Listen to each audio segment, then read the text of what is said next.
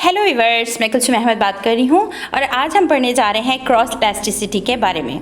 तो ये micro economics का हमारा टॉपिक है। अच्छा, what is cross elasticity? Cross elasticity है क्या?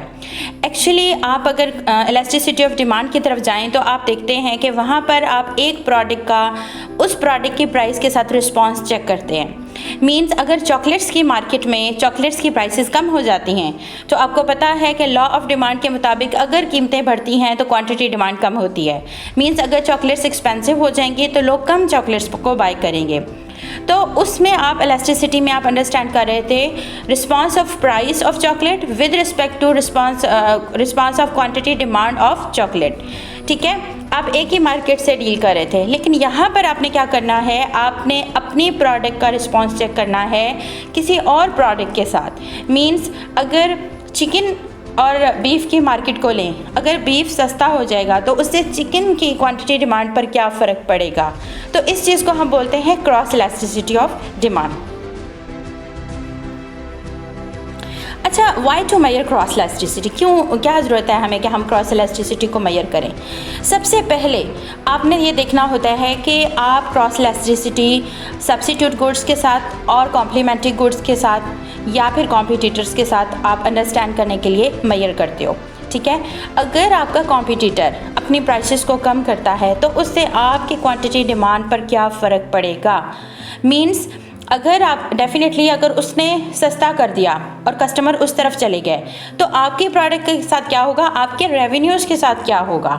ठीक है, इसके अलावा अगर आपने अपनी प्रोडक्ट्स के रेट्स को कम कर दिया तो आपके कॉम्पिटिटर का क्या रिएक्शन होगा। ये सारा कुछ हम स्टडी करते हैं क्रॉस इलास्टिसिटी ऑफ डिमांड में।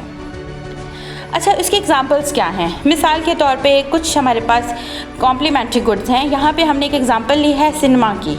ठीक है, अगर लोग ज़्यादा सिनेमा में जाएंगे तो वो क्या करेंगे, पॉपकॉर्न्स भी ज़्यादा खरीदेंगे, कोल्ड ड्रिंक्स भी ज़्यादा खरीदेंगे और टिकट्स को भी ज़्यादा खरीदेंगे।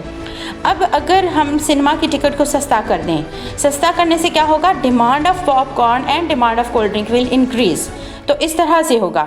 अब इनका कॉम्पिटिटर क्या है? मिसाल के तौर पे अगर ज़्यादातर लोग सिनेमाज में नहीं जा रहे तो मे बी वो टूरिज़्म की तरफ जाएं, मे बी वो मतलब वो कुछ इंडोर एक्टिविटीज़ या गेम्स खेलें या वो ज़्यादा से ज़्यादा DVDs यूज़ करें।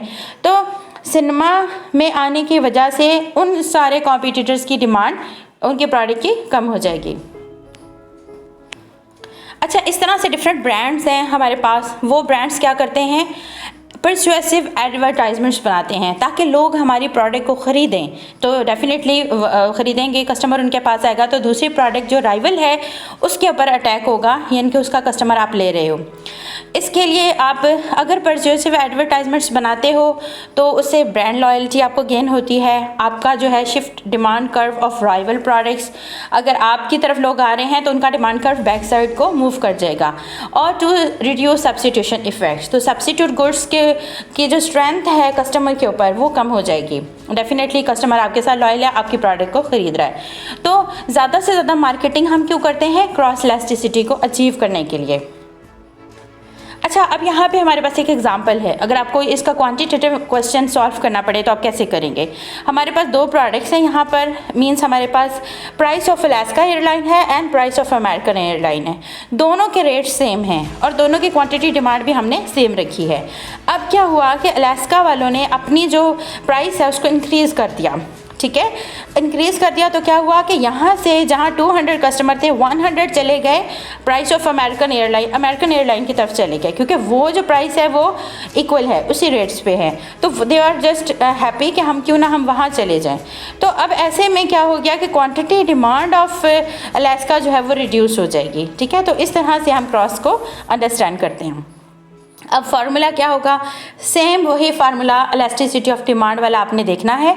उसी फार्मूले को जहाँ पे आप प्राइस इलास्टिसिटी ऑफ डिमांड लिख रहे थे वहाँ पे क्वांटिटी डिमांड के साथ आपने एक्स प्रोडक्ट लिख देना है, और जहाँ पे उसमें आप परसेंटेज चेंज इन पी देख रहे थे, प्राइस का डिफरेंस, तो प्राइस के साथ आपने वाई लगा देना है।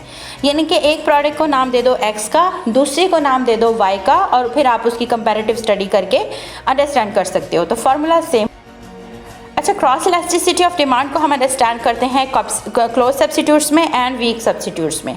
क्लोज सब्स्टिट्यूट्स जो होते हैं उसमें क्रॉस इलास्टिसिटी का इम्पैक्ट जो होता है वो ग्रेटर होता है, लेकिन जो वीक सब्स्टिट्यूट्स होते हैं उसमें उसका इम्पैक्ट बहुत कम होता है।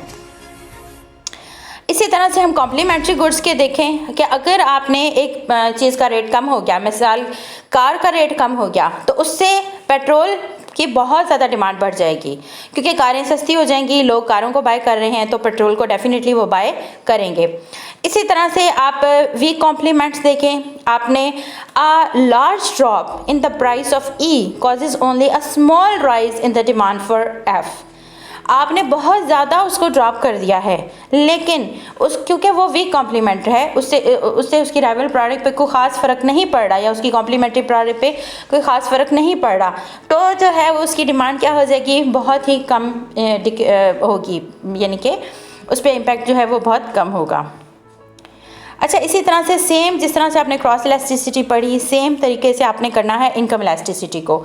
इनकम इलास्टिसिटी में क्या चेक करना होता है, measures the relationship between a change in quantity demand for good X and a change in real income।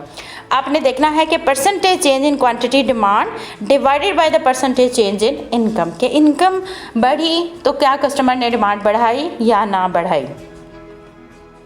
यहाँ पे हमारे पास कुछ प्रोडक्ट्स हैं। How high is the income elasticity for fine wine. तो अगर आपकी इनकम बढ़ गई तो आप क्या करोगे कि फ़ाइन वाइन डेफिनेटली ज़्यादा बाय करोगे। इसी तरह से income elasticity for baked beans likely to be low but positive as beans are a staple food. तो इसका जो है इम्पैक्ट बीन्स के ऊपर वो ज़्यादा नहीं पड़ेगा, लेकिन फिर भी पड़ेगा, ठीक है। Income elasticity for cigarettes, according to some estimate cigarettes are inferior goods. तो डेफिनेटली जब आपकी इनकम बढ़ गई तो आपने क्या करना है, स्विच कर जाना है सिगार की तरफ या कोई और बेहतर तरीक़ों की तरफ, बजाय इसके कि आप आम सिगरेट पीते फिरें। What is the income elasticity of demand for private executive air travel. अगर आपकी इनकम बढ़ जाती है तो क्या ज़रूरत है आपको आम एरोप्लेन में जाने की, तो आप क्या करते हो, आप प्राइवेट एरोप्लेन अपना लेकर, जेट लेकर आप उस पर ट्रैवल करने को प्रेफर करते हो, क्योंकि आप अपने आप को फैसिलिटेट करना चाह रहे हैं। तो ये थी मेरी आज की वीडियो। उम्मीद करती हूँ कि आपको मेरी वीडियो पसंद आई होगी। अगर आपको मेरी ये वीडियो पसंद आई है तो please like, share and subscribe my channel. Thank you.